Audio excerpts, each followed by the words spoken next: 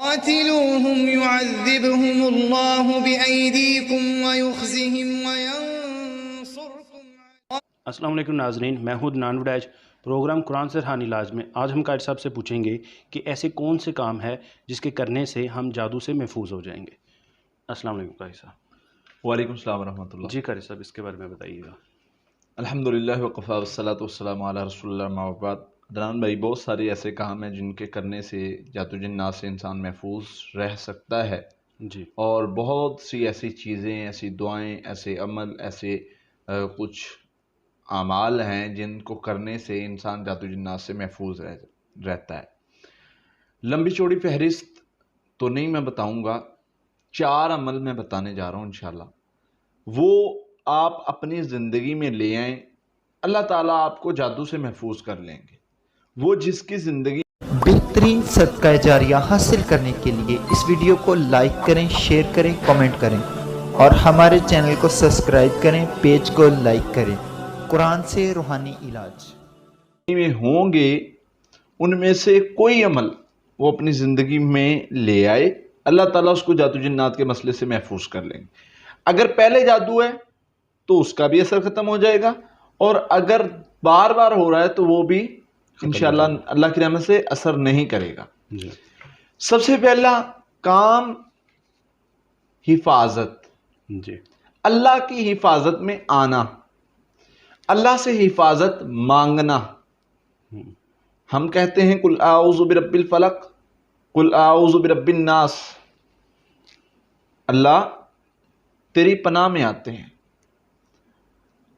ہم جب اللہ کی پناہ میں آ جاتے ہیں نا، پھر ایسے ہی ہے کہ ہمیں نقصان پہنچانے والا گویا وہ کوشش کر رہا ہے کہ ہمیں نقصان پہنچائے گا نا، تو اللہ تعالی ہماری حفاظت کرے گا، اور اللہ تعالیٰ کو وہ نقصان نہیں پہنچا سکتا۔ تو اللہ کی حفاظت میں جب ہم ہوں گے، اللہ کی پناہ میں ہوں گے، تو دنیا کی کوئی طاقت ہمیں نقصان نہیں پہنچا سکتی۔ مسئلہ یہ ہے کہ ہم اللہ کی حفاظت میں جا نہیں پاتے، چاہتے نہیں ہیں۔ کیسے؟ ایک تو ہم پڑھتے نہیں ہیں، دوسرا اگر پڑھتے ہیں تو توجہ نہیں ہے، تیسرا اب دیکھیں نا، اللہ سے ہم مخاطب ہیں کہ اللہ تو ہمیں اپنی پناہ میں لے لے، اور دھیان ہمارا اس طرف ہے، تو کیسے اللہ کی طرف سے حفاظت آئے گی؟ بالکل ایسا۔ آپ کے پاس میں جاتا ہوں کہ عدنان بھائی مجھے فلاں چیز کا خطرہ ہے، میں آپ کی پناہ میں رہنا چاہتا ہوں، آپ کے گھر میں رہنا چاہتا ہوں، میں کچھ دنوں کے لیے رہنا چاہتا ہوں، اور اگر میں کہوں کہ میں بات آپ سے کر رہا ہوں اور دھیان میرا کہیں اور ہو، تو مجھے کوئی آپ بات سنیں گے؟ نہیں سنیں گے۔ کیوں؟ کیونکہ میرا توجہ ہی نہیں۔ تو پہلا کام توجہ کے ساتھ حفاظتی پڑھائی کرنا۔ جو بندہ یہ پڑھتا ہے اس پر جادو نہیں ہوتا۔ حفاظتی پڑھائی میں سورہ فاتحہ بھی آتی ہے، آیت الکرسی بھی آتی ہے، سورہ بقرہ کی آخری 2 آیات بھی آتی ہیں، سورہ فلق ناس بھی آتی ہے۔ یہ حفاظتی پڑھائی میں ہے۔ یہ جو صبح شام پڑھتا ہے اس پر جادو نہیں ہو سکتا، نبی صلی اللہ علیہ وسلم نے گارنٹی دی۔ جی، دوسرا عمل توکل ہے۔ وَمَن يَتَوَكَّلْ عَلَى اللَّهِ فَهُوَ حَسْبُهُ، جو بندہ توکل کر لیتا ہے اللہ اس کے لیے کافی ہو جاتا ہے۔ بے شک، کافی اللہ اس کے لیے ہوتا ہے جو توکل کرتا ہے۔ بالکل ایسا۔ جس کو شک ہو، شک والے کو اللہ فرماتے ہیں میں اس کے گمان کے مطابق اتارتا ہوں۔ ادھر اس نے پڑھائی کی اور شک میں پڑ گیا کہ ہو سکتا ہے کہ پھر جن آ جائے، ہو سکتا ہے کہ پھر جادوگر آ جائے، ہو سکتا ہے کہ پھر کوئی چیز آ جائے، کوئی ادھر کا وسوسہ، کوئی ادھر کی بات، کوئی ادھر کی چیز، اس کو تذبذب میں، وسوسوں میں، اس طرح کی باتوں میں ڈال دیا شیطان نے۔ اب یہ اس کی پڑھائی اس کو کوئی فائدہ نہیں دے گی۔ جو بندہ اعوذ باللہ پڑھنے والا، اعوذ باللہ بسم اللہ پڑھنے والا، اللہ اکبر کہنے والا، یہ شیطان کو بھگا سکتا ہے، لیکن دوسری طرف لمبی چوڑی پڑھائیاں کرنے والا بھی فائدہ نہیں پہنچتا۔ کیوں؟ کیونکہ اس کا توکل نہیں ہے۔ صحابہ کو دیکھ لیں، حضرت انس رضی اللہ عنہ کا سامنا ہوا اسی طرح کسی یہودی کے ساتھ، اور اس کے ہاتھ میں تلوار، اس نے کہا تجھے کون بچائے گا، یا تو کیسے بچ سکتا ہے؟ انہوں نے کہا میں نے وہ دعا پڑھی ہے جو نبی صلی اللہ علیہ وسلم نے بتائی ہے، فرمایا جو بندہ یہ پڑھ لیتا ہے اللہ ہر شر سے محفوظ کر لیتا ہے، تو مجھے کچھ نہیں کہہ سکتا، میں اپنے رب کی پناہ میں ہوں، بے شک، اس کے ہاتھ سے تلوار گر گئی۔ تو اس طرح کے واقعات احادیث میں بہت موجود ہیں کہ صحابہ کا توکل اتنا ہوتا تھا۔ ہماری تاریخ یہ ہے کہ ہم نے اللہ پر توکل کر کے سمندروں میں گھوڑے دوڑائے ہوئے ہیں، ہماری تو تاریخ یہ ہے۔ بے شک، تو اس لیے ہمیں توکل کرنا ہوگا۔ جو بندہ توکل کرتا ہے اس کے لیے اللہ تعالیٰ کافی ہو جاتے ہیں۔ اپنے آپ کو مضبوط کرنا ہے، اللہ پر توکل کرنا ہے۔ یہ جادو جنات، یہ جادوگر ہمارا کچھ نہیں بگاڑ سکتے انشاءاللہ اگر اللہ کی مدد ہمارے ساتھ ہو۔ بے شک، تیسرے نمبر پر دو عمل یہ ہوگی، جو یہ دو کاموں پر عمل کرتا ہے اللہ تعالیٰ اس کو محفوظ رکھتے ہیں۔ تیسرا استغفار کرنے والا، جو بندہ استغفار کرتا ہے، استغفار استغفر اللہ پڑھنا ہی کافی نہیں ہے۔ استغفر اللہ، اس کے بارے میں تو نبی صلی اللہ علیہ وسلم نے فرمایا من لزم الاستغفار جعل اللہ له من كل ضيق مخرجا ومن كل هم فرجا ورزقه من حيث لا يحتسب۔ استغفار کرنے والے کو اللہ تعالیٰ ہر مشکل پریشانی سے نجات دیتے ہیں، ہر غم سے نکال لیتے ہیں، اور ہر غم سے نکال لیتے ہیں اور اسے رزق وہاں سے دیتے ہیں جہاں سے گمان بھی نہ کرے۔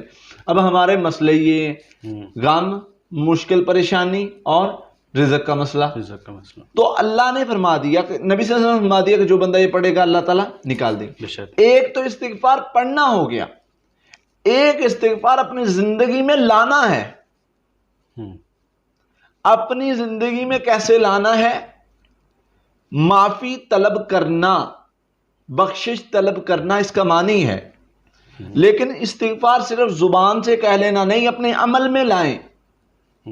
معافی اللہ سے مانگتے ہیں، لیکن اگر آپ لوگوں کے حق کھا کے، سود کھا کے، کسی کے حق کو کھا کے پھر آپ اس سے معافی نہیں مانگتے، اس کا حق نہیں ادا کرتے، اور پھر کہتے جی میں نے اتنا استغفار کیا مجھے فائدہ نہیں ملا، میں نے اتنے چلے اور وظیفے کیے مجھے فائدہ نہیں ملا، تو میرے بھائی وہ فائدہ نہیں ملنے والا، وہ فائدہ آپ کو نہیں ملے گا، بالکل سوال ہی پیدا نہیں ہوتا۔ صحیح بات، اگر آپ اللہ کی طرف توجہ نہیں کرتے، اگر آپ حقوق العباد ادا نہیں کرتے، جی لوگوں کے حقوق اللہ تعالیٰ سوال کریں گے آپ سے۔ عدنان بھائی اگر اللہ کا حق رہ گیا تو اللہ کی رحمت بڑی وسیع، وہ معاف کرنے والا ہے، وہ معاف کر سکتا ہے۔ اللہ فرماتے ہیں میں معاف کر سکتا ہوں، بے شک، لیکن اگر کسی بندے کا حق ہوا، شہید نے بھی اگر کچھ دینا ہوا تو اللہ تعالیٰ پوچھیں گے بھئی اس کے پیسے دینے تھے، اس کا کیا حق تھا، اس کو تکلیف دی تھی۔ تو یہ حساب ضروری ہے، اس لیے استغفار کرنا بھی ہے اور استغفار اپنے زندگی میں لے کر بھی، زندگی میں بھی لے کر آنا ہے، اپنے عمل میں بھی۔ اپنے عمل میں بھی لے کر آنا ہے۔ جو بندہ استغفار کرتا ہے اس کو اللہ تعالیٰ جادو جنات اور ہر قسم کے مسائل سے محفوظ کر لیتے ہیں، کیونکہ اللہ کا وعدہ ہے استغفروا ربکم انہ کان غفارا یرسل السماء علیکم مدرارا ویمددکم باموال وبنین ویجعل لکم جنات ویجعل لکم انہارا۔ استغفار کرو گے اللہ فرماتے ہیں مال بھی دوں گا، اولاد بھی دوں گا، برکتیں بھی کروں گا، رحمتیں بھی کروں گا، بارشیں بھی برساؤں گا، باغات دوں گا، نہریں چلا دوں گا۔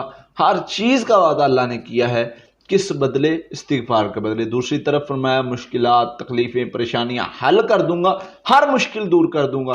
تو گویا ہر طرح کی مشکل دور کرنے کا وعدہ اللہ نے استغفار پر کیا ہے، تو چاہے وہ جادو کی مشکل ہو، جنات کی ہو، کوئی ہو۔ اور اس طرح کے علماء کے تجربے ملتے ہیں، بہت بڑے بڑے علماء جن کے تجربات جنہوں نے اپنی کتابوں میں لکھے ہوئے ہیں، اپنے تجربات میں لکھا ہے کہ ہم نے مریض کو استغفار پر لگایا، اللہ تعالیٰ نے اس کو شفا دے دی۔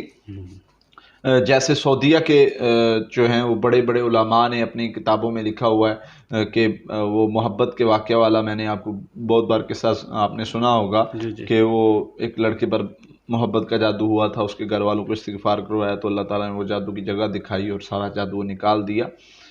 تو اس لیے استغفار کرنے سے بہت سارے تجربات ایسے موجود ہیں کہ استغفار کرنے سے اللہ نے جادو کو ختم کر دیا۔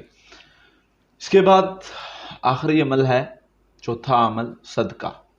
جی، جو بندہ صدقہ دیتا رہتا ہے اللہ تعالیٰ اس کو محفوظ رکھتے ہیں۔ اس کو اس بندے کو محفوظ کر لیتے ہیں۔ فرمایا صدقہ دینے سے بہت ساری بلاؤں سے اللہ تعالیٰ حفاظت کر لیتے ہیں۔ صدقہ رد البلا ہے، صدقہ آپ کی حفاظت کرتا ہے۔ بسا اوقات انسان کو کوئی مشکل پریشانی آنی ہوتی ہے، یہ صدقہ کرتا ہے، اللہ تعالیٰ اس کو بچا لیتے ہیں، ٹال دیتے ہیں، محفوظ کر لیتے ہیں۔